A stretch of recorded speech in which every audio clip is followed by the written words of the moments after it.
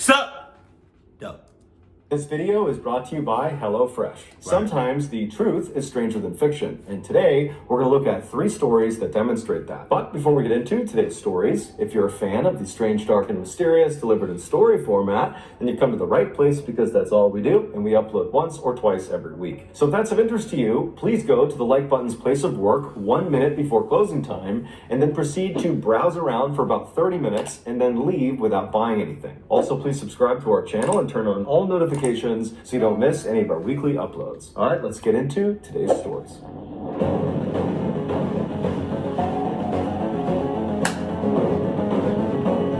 Dice roll. Dice roll.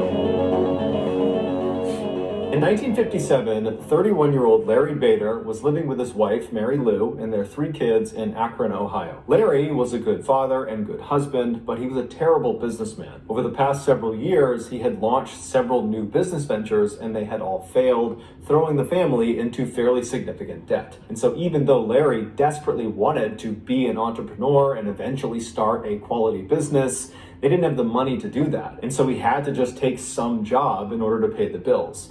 And so the job he got was a cookware salesman for a local company, and it did pay the bills, but it did not make Larry happy. And so on the weekends when Larry was not working, and if it was okay with his wife, he would basically just disappear and go fishing on Lake Erie, which is about an hour north of where they lived. And that was his way of kind of disconnecting from reality and kind of disconnecting from his somewhat crappy life. And so on Friday, March 15th, Larry approached his wife and said, hey, I'd like to head up to Lake Erie and go fishing for the weekend. And she would tell him, I got the kids, it's fine, you can go do that, but I heard the weather was going to be really bad. Are you sure that's such a good idea? And Larry would tell her, you know what, don't worry about it. These storms, they always hype them up. They're never a big deal. I'll be fine. And so he kissed his wife, he kissed his kids, he grabbed his stuff, he hopped in his truck, and he left and headed up to Lake Erie. That night, Lake Erie was hit with a massive thunderstorm, way bigger than the one that the news was predicting. And then the following morning, the Coast Guard discovered Larry's boat floating around on Lake Erie. There was minor damage to it, and it was missing an oar, and it was missing Larry. Larry was nowhere to be found. And so a search was launched for Larry, but he was never found, and he was eventually declared dead. And so even though the family did not... I wonder, this is just my theory, I wonder if he knew what he was doing. There was a lot of things going wrong in his life, and maybe, he just decided to say, cluck it and just end everything, Maybe he didn't. Maybe, I don't know. It's just, a theory. It's out there, though. I hope he didn't go out there and just decided to end everything. That would be Jesus. Have Larry's body, they would hold a funeral for him, and his wife was able to actually cash his life insurance policy, which was enough to pay for her and the kids. 8 years later, in 1965, Larry Bader's niece, a 21-year-old woman named Suzanne Peka, was in Chicago at a sporting goods show with a friend of hers. And as they're walking through the different exhibits, looking at different sporting goods equipment, they noticed over on the side of the building, there was a fairly large group of people gathered around this one particular exhibit. And so she and her friend she was with walked over to this group, and they kind of pushed their way through. And in the middle of this group was this man with an eye patch and a big mustache doing an archery demonstration. Basically, he was shooting arrows into a target about 30 feet away. And so Suzanne and her friend just kind of watched this guy for a couple of minutes, and very quickly they could see why he was attracting this big crowd, because he was just an incredible archer. He was hitting the bullseye over and over and over again. But as they continued to watch this guy, Suzanne's friend started to notice something unique about him. And he eventually turned to Suzanne and said, hey, doesn't this guy look exactly like your uncle who went missing on Lake Erie? And Suzanne was kind of surprised to hear him talking about her missing uncle, but she turned and looked at this guy, and all of a sudden she saw it too. He was a spitting image of Larry Bader, her uncle. Although this guy had an eye patch and a mustache, but even with that, he looked exactly like Larry. And as Suzanne is watching him, she's thinking, Larry was known for being this incredible archer, and here this guy is who looks just like him, and he's an incredible archer. And so after this demonstration was over, Suzanne and the friend ran over to this guy with the eye patch on, and Suzanne says to him, "Hey, I know this sounds totally crazy, but you look exactly like my uncle, Larry Bader, who went missing on Lake Erie 8 years ago." And so the guy, he hears her and he kind of smiles and says, "I'm sorry, I don't know Larry Bader. My name is John Johnson. People call me Fritz. I'm sorry, I don't know who your uncle is. I can't help you." But Suzanne, as she stood there staring at this guy, she was becoming more and more convinced this was Larry Bader, despite the fact this guy is saying he is not Larry Bader. And so she says to him, "No, you are Larry Bader. I'm positive you're my uncle." Now at this, Fritz would be polite but firm, and he would reiterate that, "Look, I'm not your uncle. I don't know who Larry Bader is. I don't go to Lake Erie. I just don't understand why you think I'm him." What if he got really badly injured and got a like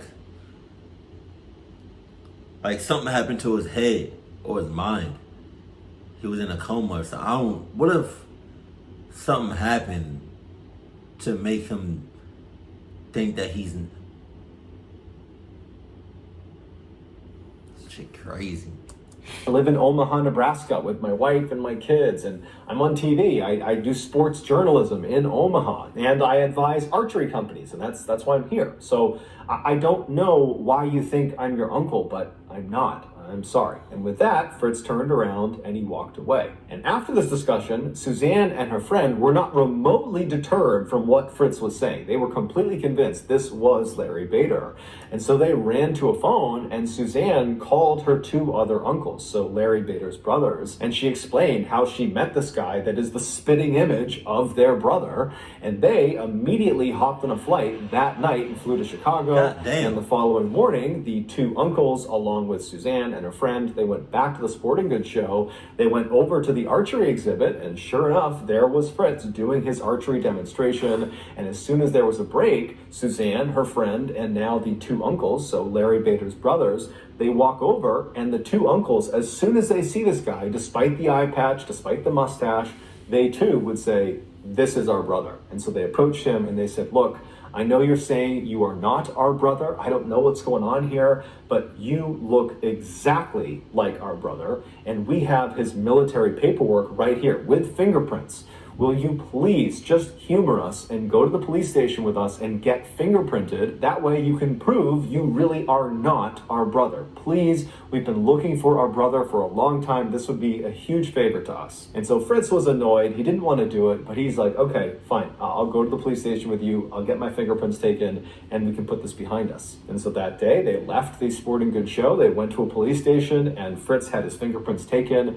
And afterwards, the police would tell him, "You are Larry Bader." When Fritz heard this, he could not believe it. I mean, he literally did not believe he was Larry Bader. It wasn't like this revelation prompted new memories and suddenly he recalled it all. It was really the opposite. Fritz immediately is trying to rack his brain to figure out, like, is my whole life a lie? But there was nothing. All he had was a contiguous stretch of memories from when he was a very young child as Fritz Johnson all the way to the present. But we now know that the bulk of his memories are all not real. He was never a child as Fritz Johnson. He was Larry Bader and then became Fritz Johnson only 8 years earlier. The timeline of what happened to Larry Bader is rough at best. But as far as we understand it, Fritz Johnson showed up in Omaha, Nebraska a couple of days or a couple of months after Larry Bader went missing on Lake Erie. And when Fritz showed up in Omaha, he just walked into a restaurant and asked for a job there, and he had provided documentation that showed he was in fact Fritz Johnson, and nobody thought anything of it. He was completely normal. There was nothing unusual about his behavior. And over time, Fritz just kind of thread himself into the Omaha community. I mean, he got married, he had a child, he adopted another child, he left his job as a bartender at a restaurant and eventually got this amazing job as a sports TV broadcaster for their local channel. I mean, he was like a minor celebrity in Omaha. Everybody recognized, "Oh, there's Fritz Johnson, he's on TV, hey Fritz, how you doing?" I mean, he had a full-blown life. But as soon as the news broke that he was not Fritz Johnson, he was Larry Bader, right away, the TV station he worked for fired him. His second wife left him because in reality, he actually was still legally married to his first wife. And so his marriage to his second wife was never actually real to begin with. And so she leaves him. And then also, because Larry Bader was no longer dead, the insurance company that had paid out all that money to his first wife as part of his life insurance policy, they demanded that he repay them. And throughout all this drama of Fritz finding out he's Larry Bader, Fritz continued to say he was not Larry Bader, that this was all a big mistake. He just could not understand how this could have happened. None of it made sense. And so eventually a team of experts, doctors, psychologists, you name it, they came out to Omaha and they ran Fritz, aka Larry Bader, through a battery of tests over almost 2 weeks. And at the end of all their testing, they concluded that one, Fritz definitely is Larry Bader. So there's no debate there. He is Larry Bader. And two, he is almost certainly suffering from an extreme case of amnesia, which is memory loss. I knew it. Doctors and experts had no idea how he developed this case of amnesia. And of course, Fritz, he too had no idea how he developed this case of amnesia. And it's unlikely we'll ever get any more clarity on exactly what happened to Larry Bader / Fritz, because unfortunately, just 1 year after it was discovered Fritz was Larry Bader, Fritz would die. He had cancer in one of his eyes, and that was actually why he wore that eye patch, and the cancer had come back and it took his life. Today, his case is considered to be one of the most believable and baffling cases of amnesia on record. Before we get into our next story, I want to talk to you about today's sponsor, HelloFresh. Back during the beginning of the pandemic, we were not able to get groceries or have food delivered to our house. And so before long, we were down to eating just the Diet Cheetos and pickled licorice. And as I was eating my 77th bag of Diet Cheetos, I thought to myself, is there anything better for me to eat? And that's when I discovered HelloFresh. HelloFresh is like one of those things where as soon as you have it, you think to yourself, how could I have ever lived without this? They send you this neat little box full of meals, and there's all these incredible meals to choose from fairly intricate to very quick and easy, and so whatever your tastes are, they got it. But the catch is, they are not made. You are the chef, and you make the meals. And before you tell me that you're a bad chef, I'm a bad chef, and I'm able to whip these meals together no problem because all the ingredients are perfectly proportioned, which also means you don't waste any food, and the recipes are incredibly easy to follow. So the end product is home-cooked, fresh, delicious food every time. So if your New Year's resolution is to eat better or to just stop snarfing as many Diet Cheetos, then you really need to sign up for HelloFresh. To do that, go to HelloFresh.com, use the code MrBallen16 to get up to 16 free meals and 3 surprise gifts. Okay, back to the stories. Just outside of the popular tourist town of Amaga in northern Colombia lies this thick green jungle. And if you know where to look, there is actually a walking path that leads you from Amaga deep into this jungle. God damn. I can already, this story, it's already clucked. It's just begun. You're dealing with a jungle. That's hella close to where you lay. Lay? Yeah, I guess lay down. You know, where you stay at. Jesus. Like, that's a jungle, though? Like, damn. Shit. And if you keep going, it will bring you all the way to this terrifying, enormous old railroad bridge that spans this huge ravine. Now, this bridge is no longer used by trains. It's been decommissioned. However, since its decommissioning, there's actually been, ironically, more traffic on this bridge, although it is the foot traffic variety. People come out to this bridge to go bungee jumping. Bungee jumping is a thrill-seeking activity where people will leap off of high places, like this bridge, and they'll jump with an elastic... I don't know about that. Like, what if one of them jumps, snap? It's like, it's racks. And let me tell y'all something. If I do that and that shit snap, and I come out alive, I'm suing this. You already know I'm suing. I'm suing the company. I'm suing the jungle. I'm suing that town. I'm suing everybody within a 600-mile radius. It's like, what? That, man, I know there's been cases. Rope tied to their ankles. And so this rope has been very carefully measured so that when it is fully stretched all the way out, it ensures whoever has jumped will still not impact the ground. Back in early July of 2021, a 25-year-old Colombian lawyer named Yesenia Gomez, who lived about an hour north of Amaga in the larger city of Medellin, she told her boyfriend that she wanted to go bungee jumping. This was something Yesenia had talked about for a long time, wanting to go bungee jumping, but every time it became a real thing and they were actually going to go do it, she would back down because she was just too scared. But for whatever reason, in July of 2021, Yesenia had the confidence and the courage to actually see this thing through. And so her boyfriend, when he heard how serious she was, he capitalized on the opportunity because he had never bungee jumped before and he really wanted to, but he couldn't without his girlfriend. And so now it seemed like she was serious. And so right away, he called the Amaga bungee jumping company to book a slot for he and Yesenia to jump off of their bridge. So on the day they were supposed to jump, which was Sunday, July 18th, Yesenia and her boyfriend hopped in their car and they drove an hour south to Amaga. And when they got there, they found the walking trail and they made their way out to this bridge. And when they get out to this bridge, they are amazed at the number of people who were already in line on this bridge waiting to jump off of it. They knew this was a popular spot, but perhaps they didn't realize just how popular it was. And so Yesenia and her boyfriend, they get in line behind the nearly 100 other jumpers ahead of them, and they proceed to wait.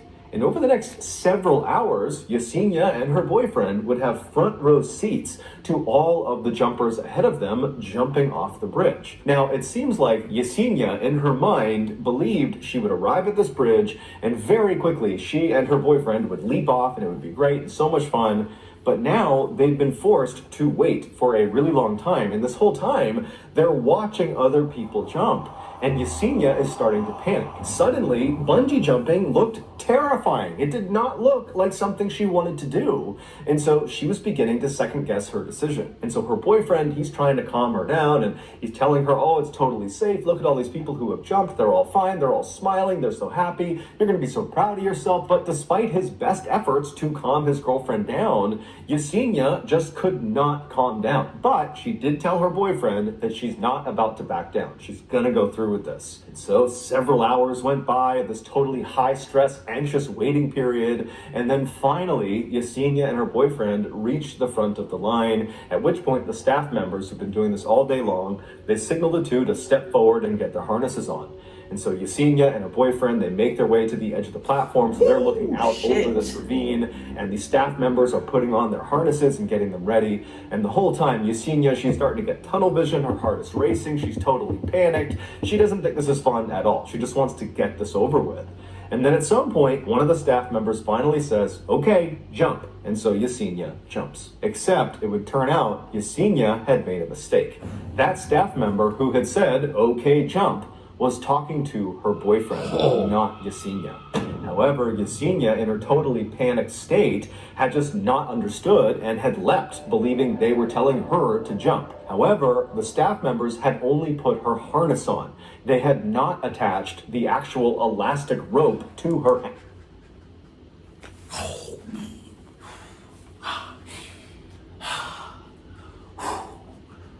Okay. You gotta fucking listen, Django.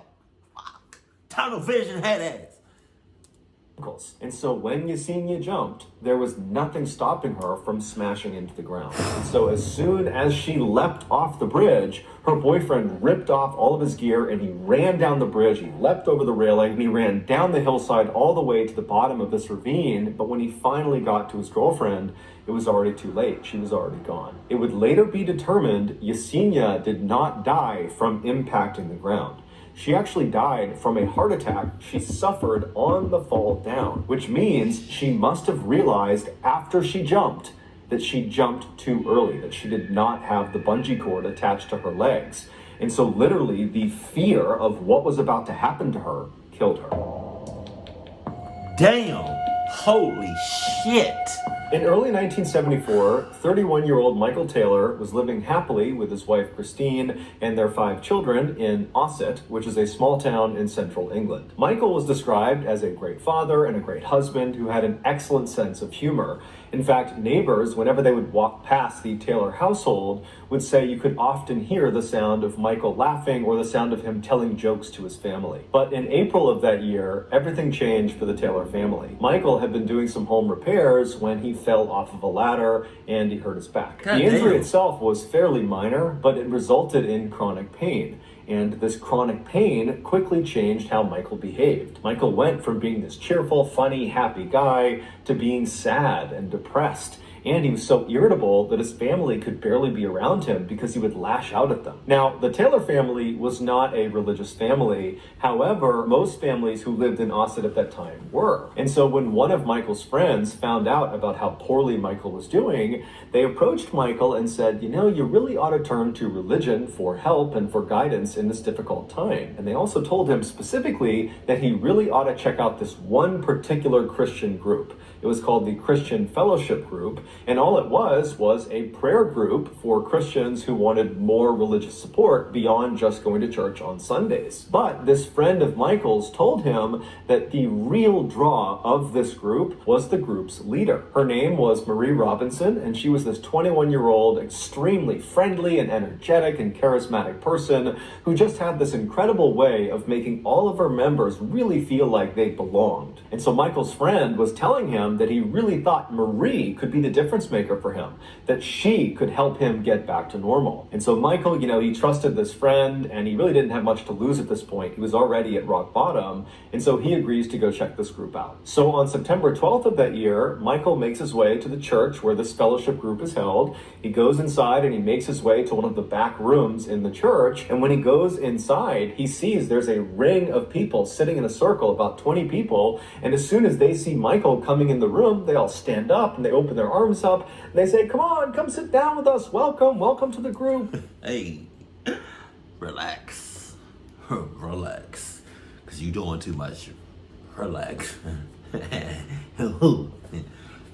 On some what? On some,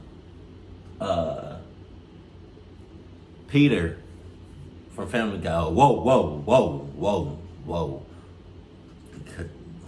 Relax. I'm here. Just let me hold on. Give me a second. And then the woman who had to be Marie, she stands up and she looks at Michael, huge smile on her face, and she encourages him to come over and sit right next to me. Welcome, we'd love to have you join our group. And so Michael, for the first time in ages, is smiling as he strides across the room and sits down right next to Marie. And then as Marie began to lead the group in prayer, Michael did not feel his chronic pain. He just felt happy again. But when the meeting was over and Michael went back home again, the pain and depression came flooding back. It was like the only place he could be happy was inside of the church at this fellowship group. And so over the next couple of weeks, Michael completely prioritized this group. He went to all of their meetings, and over the course of these couple of weeks, Michael became very close with Marie, and apparently Marie became very close with Michael, to the point where the two of them would stay after the meetings were over, and just those two would sequester themselves in quiet prayer. No one knew what they did in there, but it just seemed like they were developing a real relationship. And in fact, many people in this group suspected they were having an affair. Before long, the rumors in the church had spread outside and were all over Ossett. And then before long, Christine, Michael's wife, was hearing from a friend or a neighbor that apparently Michael was having an affair with Marie. Now, Christine had already suspected her husband was having an affair with Marie because Marie was the only thing Michael talked about when he got home. Wow. So on October 1st of that year, only a couple of weeks after Michael had first attended this group, Christine waited until Michael had left the house to head out to one of the group meetings, and then Christine hopped in her car and she followed him to the church. And when she got there, she parked her car, she took a deep breath, and then she got out, she made her way to the front doors of the church, and she stormed inside. And she found the room where these meetings were held. She barges in and she points at her husband and she says, I know you're having an affair with Marie. Then you're going to admit it in front of this whole group. And Michael, who's sitting with his back to his wife in one of the chairs, he stands up and instead of addressing his wife, who's accused him of infidelity, He turns and looks at Marie on the other side of the room. And when Marie made eye contact with Michael, she screamed. She would later say Michael did not look human. He looked like a beast and he had wild eyes. And so as Michael is standing there staring at Marie with this very aggressive face, he began breaking out in tongues. Speaking in tongues is where the speaker will be saying or uttering words or sounds that sound like language, but the speaker doesn't know what they mean. The idea is some entity has come inside of their body, and this entity is dictating their speech. So it was his wife this whole time. God dang!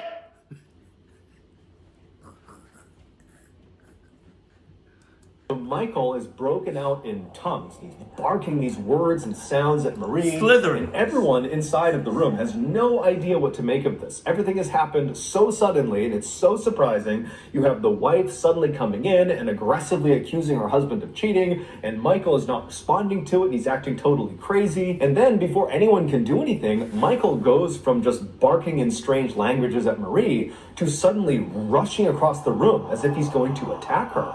And when he does that, the rest of the members jump on top of him and hold him down. And despite there being like 10 or 15 people holding him down, Michael is still trying to get up, and he's screaming and snarling and yelling at Marie. And then Marie suddenly breaks out into tongues too. And it's only then that Michael stops trying to force himself up out of this pig pile that's on top of him. And instead, he just continues to speak in tongues to her.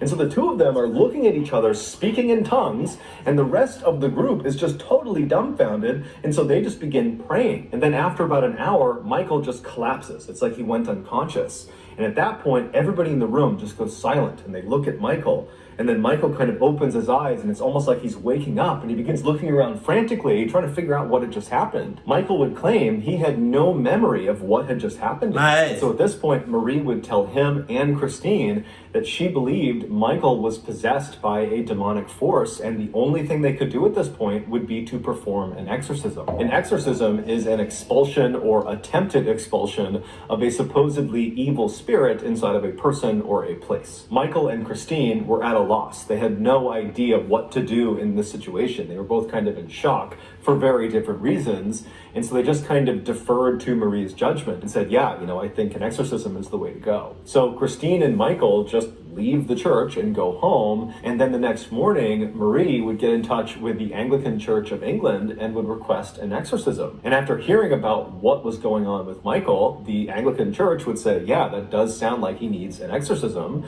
And so the following day, they would send out two of their best exorcists named Peter and Raymond. And so Peter and Raymond, they get to Ossett, they go to Michael's house, and they observe him. And very quickly, they determine that it does seem like Michael is possessed by at least one demonic force. And so they tell Michael. But wait a minute though. What about Marie? She was speaking in tongues. So we just gonna act like that didn't just happen.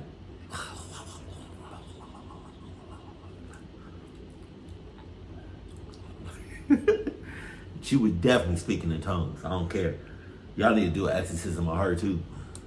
The only thing we can do here is perform this exorcism, but we need you to agree to it.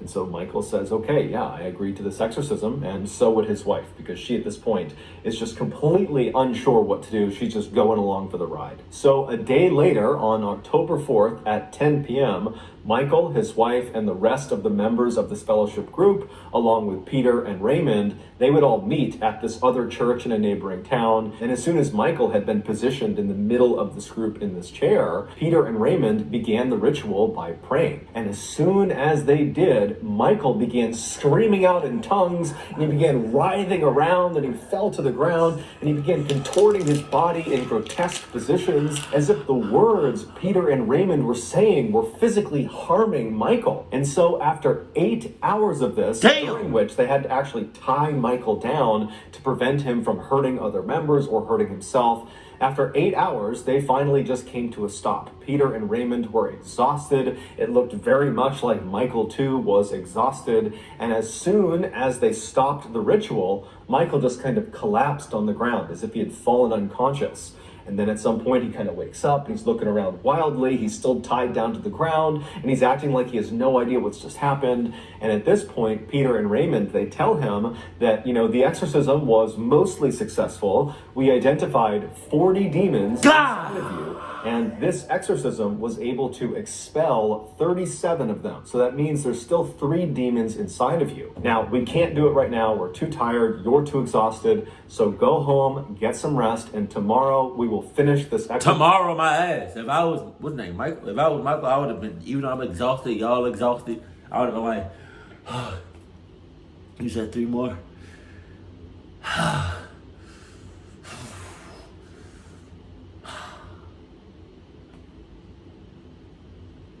Come on, let's do it. Just like that.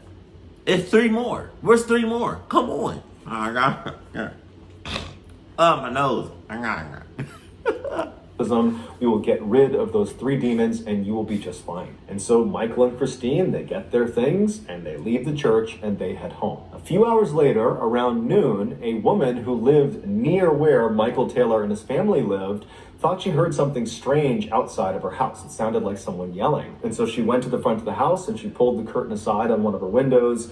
And outside, walking down the street completely naked, covered in blood, was Michael Taylor. And he was saying something about Satan. And so this woman, she calls the police. The police show up and they find Michael. He had curled up on the sidewalk outside of this woman's house and he was giggling like a child in the fetal position. And so the police approach him and at some point Michael apparently snaps out of it and he starts looking up at the police like he has no idea what's going on. And eventually they would get him to tell them his name and where he lived. And so after calling in backup to deal with Michael, the responding officers made their way to Michael's residence. And so they go inside and immediately, as soon as they see what's in there, one of the officers just turns around and runs outside and begins dry heaving. The inside of the Taylor family home would become one of the most infamous crime scenes in English history. A few hours earlier, when Michael and his wife had come home from the exorcism, they had gone inside and then Michael had fallen into one of his trances and began beating his wife. And then at some point she fell to the ground and either was dead or was in the process of dying,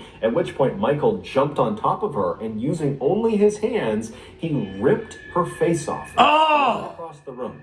And then as she's laying there bleeding to death, he began rubbing her blood all over his body. And then after she had finally died, he tracked down the family dog and killed the dog as well. Fortunately, their 5 children were not home at the time of this attack, and so they were unharmed. Okay. During Michael's trial, the prosecution and the defense blamed the Anglican Church of England and Marie and her religious group for effectively convincing Michael he was possessed with demons, which caused him to act out violently and kill his wife. And so ultimately, Michael would be found not guilty by reason of insanity, and after only 4 years of psychiatric care, he was released. And today, he is still living free in Ossett. But despite the legal outcomes of this case, No. Are you dead ass right now? What are those people called priests or the ones that do the exorcism? Lock them mother cluckers up. They could have did 3 more. Damn. there are many people, both religious and not religious, who believe the Michael Taylor case is one of the only true demonic possession cases in modern history. Also, just to close the loop, we don't know for sure if Michael and Marie were having an affair, but it is assumed they were. And so that's going to do it, guys. If you found the secret in today's episode, let us know in the comments section what it is and where you found it. So give us the timestamp. And if you're the first to do that, we'll pin you at the top of the comments section. If you got something out of today's episode and you haven't done this already, please go to the like button's place of work 1 minute before closing time and then proceed to browse around for about 30 minutes and then leave without buying anything. Also, please subscribe to our channel and turn on all notifications so you don't miss any of our weekly 1 or 2 video uploads. We are now selling merchandise like flannels and hats and sweatshirts and all sorts of stuff. If you're interested, go to shopmrballen.com. If you want to learn about upcoming deals and promotions for our shop, go to our shop's Instagram page. The username is shopmrballen. If you want to get in touch with me, you can direct message me on Instagram or on Twitter. My username for both platforms is the same. It's just MrBallen. I also have a ton of content over on TikTok where my username is also MrBallen. We also have a second YouTube channel just called MrBallen Shorts where we post random short videos and lost episodes. We also have a Facebook page just called MrBallen where we post condensed versions of the longer episodes you see on YouTube. If you have a story suggestion, please submit it to our subreddit just called MrBallen. It's linked in the description below. So whether I see you on Instagram, Twitter, TikTok, Reddit, YouTube, Facebook, or some combination, just know that I really appreciate your support. And until next time, that's going to do it. See ya. So Michael still got 3 demons. He still got 3 demons inside of him. To this day. And so what? Is he out? I forgot. Is he out? He's out in public now? With 3 demons inside of him. So at any point in time, if he hasn't already, he can just switch up and start killing mother cluckers. Oh my God. What happened to Marie? Oh my God. We gotta possess crazy. Damn, oh my God. I don't mean to like sound this I don't mean to sound like some type of way, but hopefully he stays where he at. Do not come to America with that shit. Hey man, come on, man. Jesus. Oh my God. He still got real live 3 demons inside him. That shit is crazy.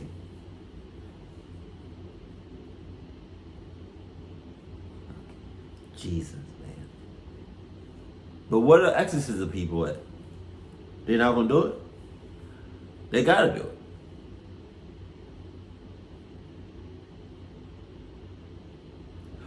What was 3 demons left? They did 37. You couldn't do 3 more? And 40 demons? 40 demons? I don't know. That's a lot. Like, they low-key had an orgy with his body. Keep it cool, keep it classy, and I love you. Stay happy. My family.